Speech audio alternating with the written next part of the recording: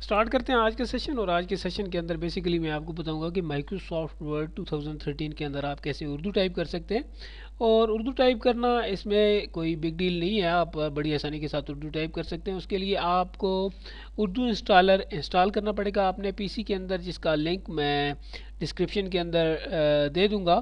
तो बड़ी आसानी के साथ वो आप इंस्टॉल कर लें अपने पीसी के अंदर। और इंस्टॉल करने के बाद यहाँ आपकी जो बेसिकली टास्क बार है, इसके ऊपर यहाँ पर एक बटन आएगा और इस बटन के अंदर आपने जस्ट उर्दू जो है वो सिलेक्ट कर लेनी है। ठीक है, by default English he selection में होती है। जैसे मैं अभी यहाँ पर कुछ भी टाइप करूँगा, सही है। तो आप देख सकते हैं कि ये इंग्लिश हुई, ठीक है। लेकिन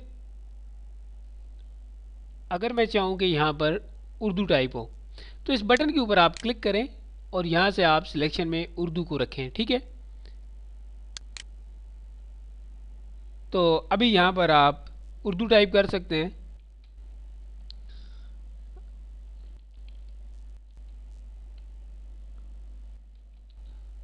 मुस्तनसर, मैं अपना नाम ही लिख रहा हूँ, हुसैन। एक मिनट, हुसैन।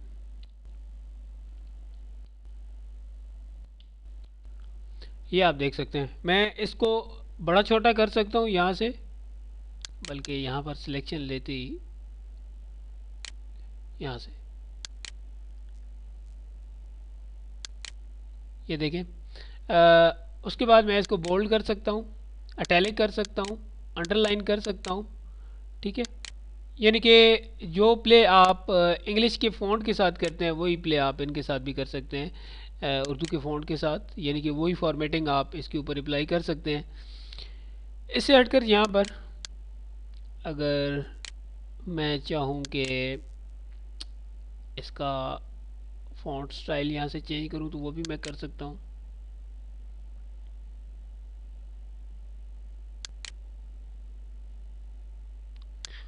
एक बात आपको यहाँ पर बताता चलूँ कि अगर कहीं से किसी वेबसाइट से या कोई आर्टिकल उर्दू में है या कुछ पोइट्री है, तो वो भी यहाँ पर आप बड़ी आसानी के साथ इसमें पेस्ट कर सकते हैं। मैं फॉर्मेटिंग इसकी क्लियर करता हूँ, साइज़ इसका थोड़ा, सॉरी, कंट्रोल सी, साइज़ थोड़ा सा बढ़ा देता हूँ। अब मैं यहाँ पर आपको इसके फ़ॉन्ट स्टाइल अवेलेबल हैं, ठीक है, कुछ बाय डिफ़ॉल्ट हैं इसके अंदर, तो उनको मैं यहाँ पर माउस मूव करूँगा जैसे जैसे, तो आप देख सकते हैं कि माउस ऊपर ओवर करने से उसके फ़ॉन्ट स्टाइल जो है ना वो भी चेंज हो रहे हैं। ठीक है, तो यहाँ पर अगर आप कहीं से भी पोइट्री कॉपी करें तो वो पेस्ट आप कर सकते हैं। मैंने पहले ही कॉपी किया करके रखी हुई है, मैं यहाँ पर आपको दिखा देता हूँ, ये क्लिप बोर्ड के अंदर मौजूद है। ठीक है, और मैं यहाँ पर पेस्ट करूँगा अभी। ठीक है, मैं फॉर्मेटिंग क्लियर करता हूँ और इसको मैं यहाँ पर पेस्ट करता हूँ, ये आप देख सकते हैं। ठीक है, यहाँ से ये आ गई, सही है।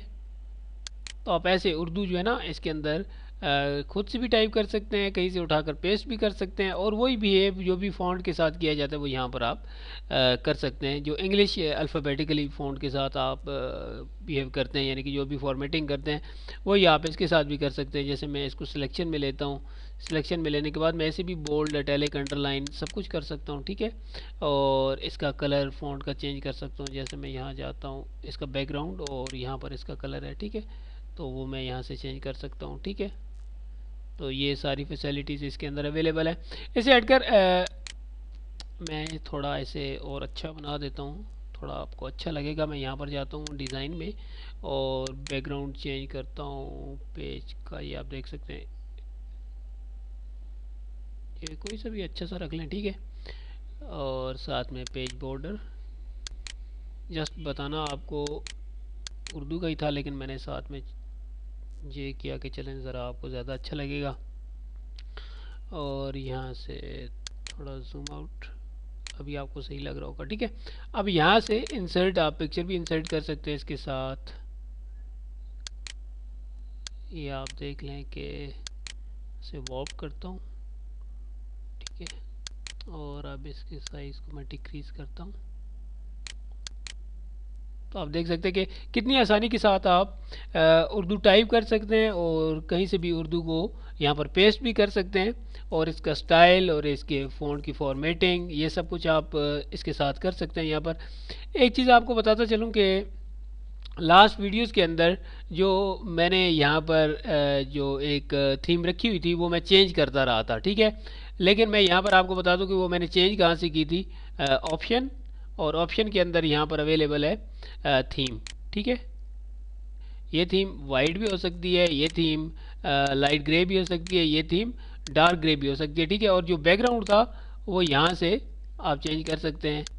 सही है। जैसे अब मैं चाहता हूँ कि क्लाउड्स आ जाए, मैं यहाँ से ओके करूँगा तो ये आपको यहाँ पर क्लाउड्स नज़र आ रहे हैं, ठीक है। तो आप थीम भी चेंज कर सकते हैं, और जो इसकी एक यहाँ पर अवेलेबल है बैकग्राउंड वो भी आप चेंज कर सकते हैं, ठीक है। तो मैं यहाँ वाइट करता हूँ और ओके करता हूँ, तो आपको देख सकते हैं कि इसका जो एक थीम का प्रीव्यू था इंटरफेस का वो चेंज हो गया। मैं यहाँ दोबारा जाता हूँ और ऑप्शंस के अंदर यहाँ पर क्लाउड से हटकर मैं स्टार्स करता हूँ, ओके करता हूँ। नज़र यहाँ पर रखिएगा, ओके, ठीक है। तो अभी थोड़े से फैड हैं लेकिन स्टार्स यहाँ पर अवेलेबल हैं।